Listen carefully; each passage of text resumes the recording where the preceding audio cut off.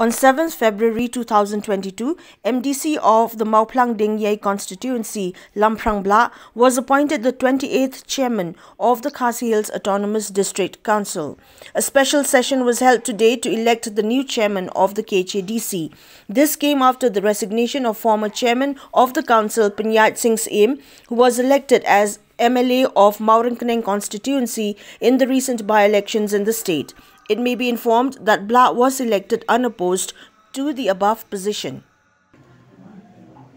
I'm very glad that I was elected as the chairman of the council by the confidence that I get the support of all the members of the council.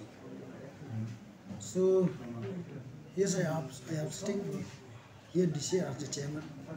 It is my responsibility to work together to strengthen the rules and regulation of this council, especially and to follow up those different bills that have been passed by the council, which is pending in the state government at the same time at the office of the governor.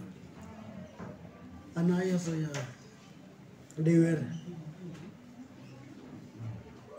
revealed by the members of the House about the amendment of this 80 rule.